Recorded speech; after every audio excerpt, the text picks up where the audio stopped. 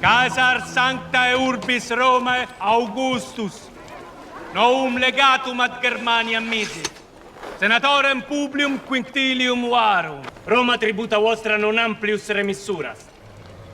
Varus exigit ab omni tribu pretium viceum boum, vel quinquagenum ponderum frumenti centenari. Spatium vobis est stridum. I ask you, for the good of Rome. But at what cost to the Republic? Bienvenidas, bienvenidos al canal de Viajero en el Tiempo. Espero que estéis todos muy bien, espero que estéis dispuestos a viajar en el tiempo, espero que estéis dispuestos a darle a me gusta a los vídeos, no le dais, espero que os suscribáis y hoy os traigo un vídeo muy interesante, cómo la República Romana cayó después de la expulsión de los reyes y espero que os vaya todo, pero que todo muy bien. El auge y la caída de la República Romana. Un estudio de la virtud y la corrupción. La historia de la República Romana, que abarca desde la expulsión del último rey etrusco en el 509 a.C. hasta el advenimiento del imperio bajo Augusto en el 27 a.C., es una narrativa de ascenso, expansión y colapso. No es simplemente un relato de conquistas militares, sino un estudio profundo de cómo una sociedad, gobernada por principios de virtud cívica y un complejo sistema de pesos y contrapesos, pudo transformarse en un vasto imperio, solo para sucumbir finalmente a las tensiones inherentes a su propio éxito. Este ensayo explorará los orígenes de la res pública, la dinámica de su expansión, las crisis internas que socavaron sus cimientos y, finalmente, el legado perdurable que ha dejado en el pensamiento político y jurídico de Occidente. La transición de la monarquía a la república en el 509 a.C. no fue un simple cambio de título, sino un acto revolucionario cimentado en la memoria de la tiranía del último rey, Tarquinio el Soberbio. La tradición histórica, inmortalizada por autores como Tito Livio, narra cómo el abuso de poder de la familia real, en particular el ultraje a la virtuosa Lucrecia, provocó una revuelta liderada por Lucio Junio Bruto. Esta insurrección no solo expulsó a los monarcas, sino que instauró un sistema político cuyo principio rector era la prevención del poder absoluto de un solo individuo. En lugar de un rey vitalicio, se crearon magistraturas colegiadas con mandatos anuales. La principal de estas magistraturas fue el consulado. El poder ejecutivo supremo, conocido como imperium, se dividió entre dos cónsules elegidos anualmente. Su mandato limitado y la obligación de gobernar de manera conjunta, con la capacidad de vetar las decisiones de su colega, actuaron como las principales salvaguardias contra la tiranía. Los cónsules también poseían el derecho de tomar los auspicia, la facultad de interpretar los designios divinos, lo que legitimaba sus acciones ante el pueblo. La República, en sus inicios, fue una oligarquía dominada por la clase patricia, el Senado, una asamblea de ancianos aristocráticos, aunque nominalmente consultivo, poseía una inmensa autoridad moral, auctoritas. Con el tiempo, se convirtió en el principal órgano de gobierno, controlando las finanzas públicas, la política exterior y supervisando las magistraturas. El gran motor de cambio en los primeros siglos fue el conflicto de los órdenes, una lucha implacable entre los patricios, la élite terrateniente, y los plebeyos, que constituían la mayoría de la población. Los plebeyos, que formaban el grueso del ejército, estaban excluidos de las magistraturas, sufrían bajo la opresión de la esclavitud por deudas y carecían de protección legal contra los poderosos. Su arma más efectiva no fue la guerra, sino la secessio plebis, un abandono masivo de la ciudad de Roma que paralizaba la vida económica y militar. La primera secesión en el 494 a.C., en el Monte Sacro, fue un punto de inflexión. El miedo a la desintegración del Estado obligó a los patricios a ceder a las demandas plebeyas. El resultado fue la creación de las magistraturas plebeyas, encabezadas por el tribuno de la plebe. Este magistrado, con su persona inviolable, sacrosancta, y su poder de veto, intercesio, contra cualquier ley o magistrado que perjudicara a los plebeyos, se convirtió en un pilar del sistema constitucional. La lucha continuó con la exigencia de un código legal escrito. La publicación de las leyes de las 12 tablas en el 450 a.C. fue un triunfo plebeyo que, por primera vez, puso las leyes al alcance de todos y limitó el poder arbitrario de los magistrados. El conflicto se resolvió progresivamente con leyes como la Lex Licinia Sextia, 367 a.C., que permitió a los plebeyos acceder al consulado, y la Lex Hortensia, 287 a.C., que dio a las asambleas plebeyas la capacidad de promulgar leyes vinculantes para toda Roma.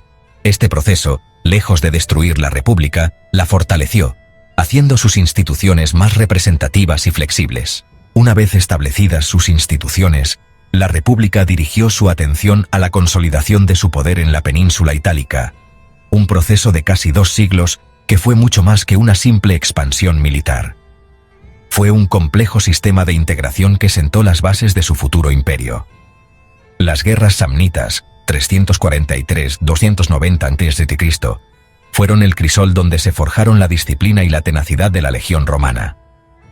Los samnitas, un pueblo de guerreros montañeses, sometieron a Roma a una de sus mayores humillaciones en las Orcas Caudinas, 321 a.C., donde un ejército romano fue forzado a pasar bajo un yugo como símbolo de rendición.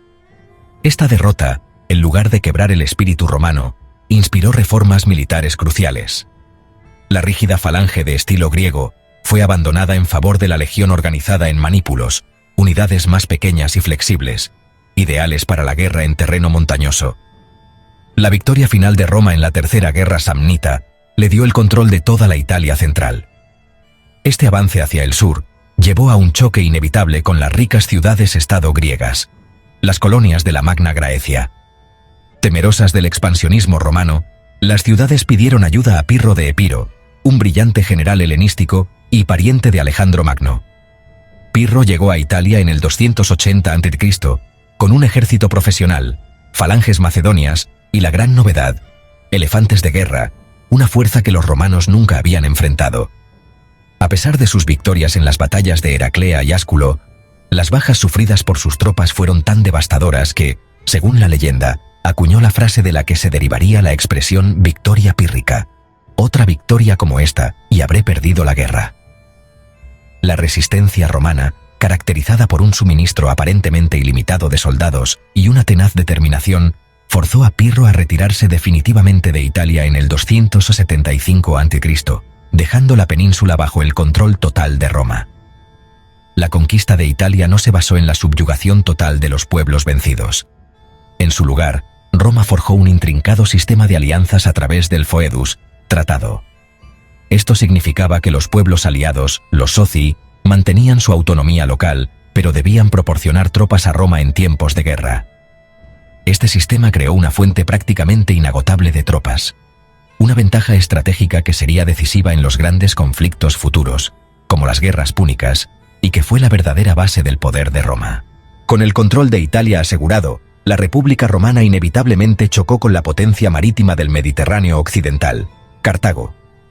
Las guerras púnicas, 264-146 a.C., fueron una lucha por la hegemonía que transformó a Roma de una potencia regional a un imperio global. La Primera Guerra Púnica se desencadenó por el control de la ciudad de Mesana en Sicilia, un conflicto de aparente insignificancia que rápidamente escaló a una guerra a gran escala. Roma, una potencia terrestre, se vio obligada a construir una flota desde cero. Su genio estratégico se manifestó en la invención del Corvus, un puente de abordaje con un gancho que permitía a sus legionarios convertir las batallas navales en enfrentamientos de infantería. La victoria romana en batallas como la de Mailae, 260 a.C., y de las Islas Egadas, 241 a.C., le otorgó a la República su primera provincia de ultramar, Sicilia, y la puso en un curso de expansión irreversible. La Segunda Guerra Púnica es el momento culminante de la historia republicana. El brillante general cartaginés, Aníbal Barca, llevó la guerra al corazón de Roma con su épica travesía de los Alpes, con un ejército y elefantes de guerra. Durante casi una década y media, Aníbal recorrió Italia sin ser derrotado, infligiendo a Roma algunas de sus peores derrotas en las batallas de Trebia, el lago Trasimeno y sobre todo en Canas, 216 a.C. En Canas, Aníbal aniquiló un ejército romano que duplicaba en número al suyo, una derrota tan devastadora que se convirtió en sinónimo de desastre militar. La resiliencia romana se hizo patente con la estrategia de Quinto Fabio Máximo, un dictador que, a pesar de la impopularidad, evitó la confrontación directa, desgastando a las fuerzas de Aníbal. Mientras Aníbal estaba en Italia, Roma lanzó una contraofensiva en Hispania y luego en África, bajo el mando del joven y audaz general Publio Cornelio Escipión. La guerra culminó en la batalla de Zama, 202 a.C., donde Escipión, ya conocido como Escipión el Africano, derrotó a Aníbal en su propia tierra, sellando la victoria romana. La Tercera Guerra Púnica, 149.146 a.C., fue un acto de venganza y paranoia. El anciano senador Catón el Viejo, obsesionado con Cartago, terminaba cada discurso en el Senado con la frase «Cartago delenda est». Cartago debe ser destruida. La guerra fue un asedio brutal que culminó con la destrucción total de la ciudad. Sus campos fueron arados y, según la leyenda, esparcidos con sal para que nada pudiera volver a crecer. Con la caída de Cartago, Roma se consolidó como la potencia hegemónica indiscutible del Mediterráneo occidental. La expansión que trajo gloria y riqueza a Roma sembró, paradójicamente, las semillas de su destrucción. La conquista de vastos territorios generó un influjo masivo de riqueza, así como de un inmenso número de esclavos, capturados en las guerras. Este nuevo orden económico transformó a la sociedad romana. La élite senatorial y ecuestre adquirió enormes extensiones de tierra, conocidas como latifundia, que eran trabajadas por esclavos. Esto hizo que la agricultura a pequeña escala, el pilar de la economía y la sociedad romana tradicional, fuera inviable.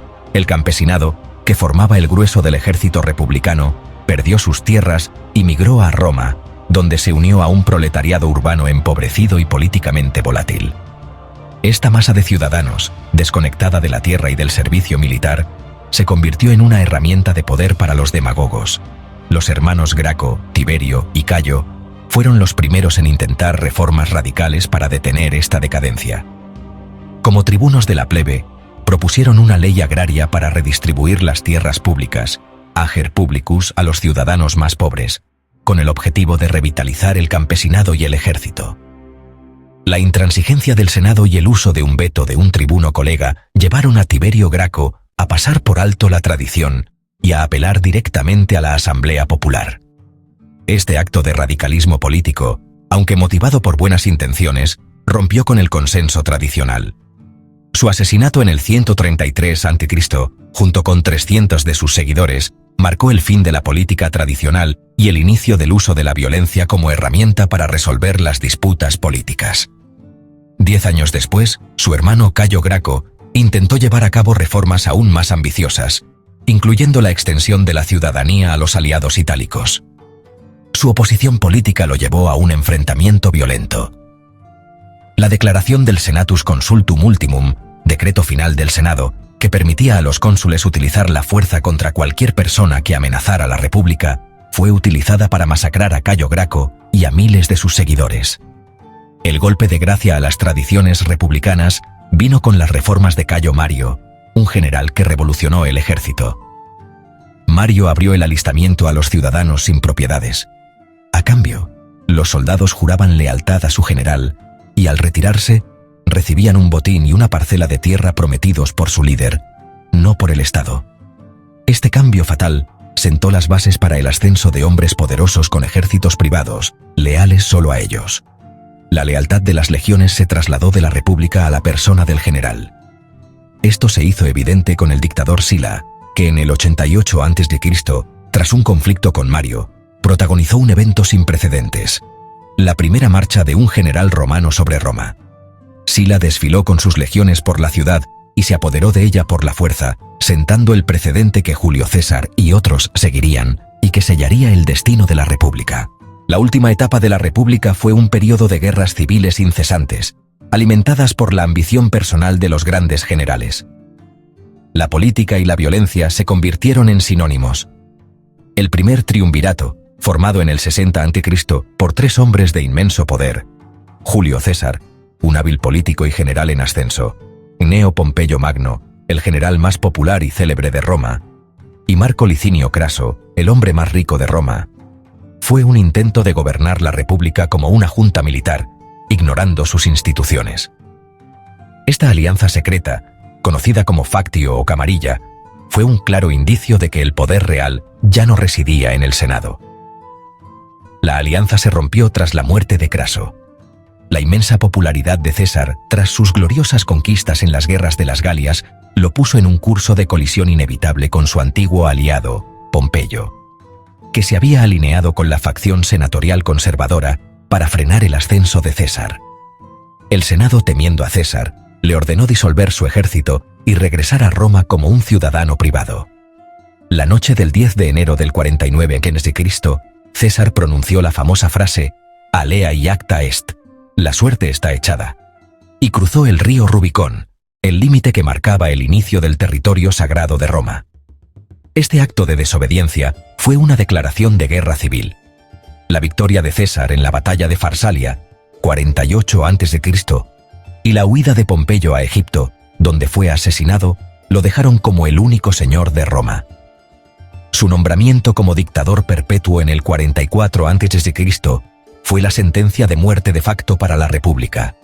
A pesar de sus reformas populistas, su poder absoluto y su desprecio por las tradiciones republicanas llevaron a un grupo de senadores, encabezados por Bruto y Casio, a conspirar y asesinarlo en los idus de marzo del 44 a.C., con la esperanza de restaurar el viejo orden.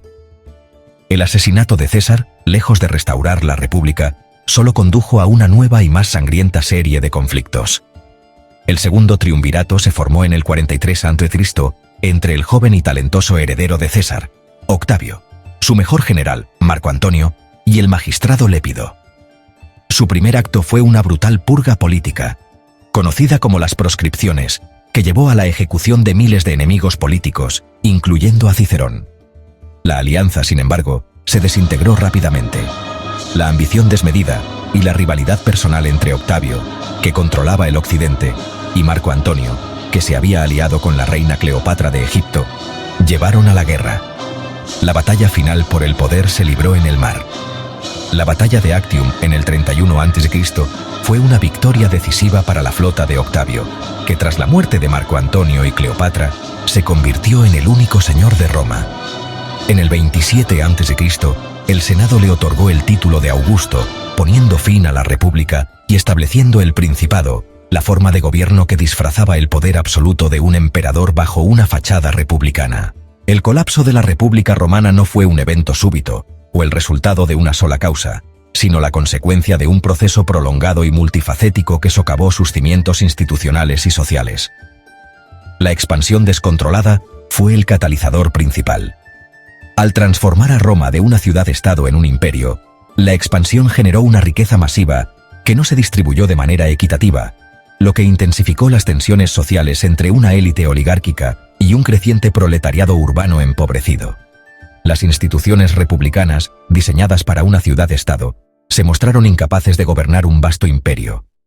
El sistema de magistraturas anuales y el Senado, que funcionaban a la perfección para resolver problemas locales, fueron ineficientes para gestionar provincias lejanas y los enormes ejércitos que se necesitaban para protegerlas. La militarización de la política fue el golpe de gracia. La lealtad de las tropas se transfirió de la República al general que las comandaba y las recompensaba, lo que dio lugar a ejércitos personales. Esto permitió a hombres ambiciosos como Sila, César y Octavio utilizar la fuerza para imponer su voluntad, haciendo que la violencia se convirtiera en una herramienta de la política. El fracaso de la aristocracia senatorial en reformar el sistema para adaptarse a la nueva realidad, como se vio en los asesinatos de los Gracos, demostró su incapacidad para resolver los problemas internos por medios pacíficos. Finalmente, el triunfo de la ambición personal sobre el bien común, la virtus, marcó el fin de una era. La lucha por el poder entre los grandes generales, la creación de los triunviratos y las guerras civiles que siguieron fueron el último clavo en el ataúd de la República. A pesar de su colapso, el legado de la República Romana sigue vivo y ha influido profundamente en el mundo occidental. En el campo del derecho, el concepto de la ley escrita y la jurisprudencia romana, codificada en la Ley de las 12 Tablas, sirvió como modelo para el desarrollo del derecho civil en gran parte de Europa. La distinción entre el ius civile, derecho del ciudadano, y el ius gentium, derecho común de todos los pueblos, sentó las bases para el derecho internacional. En la política, la idea de la división de poderes, el sistema de pesos y contrapesos y el concepto de que el gobierno debe servir al pueblo, res publica, influyeron profundamente en el Renacimiento y la Ilustración. Filósofos políticos como Nicolás Maquiavelo, que estudió la caída de la República como una advertencia contra la corrupción, y Montesquieu, que idealizó la división de poderes romana como modelo para su teoría, son claros ejemplos. Los padres fundadores de los Estados Unidos también se inspiraron en la República, adoptando un Senado, un sistema de magistrados y la idea de que la libertad requiere una virtud cívica constante.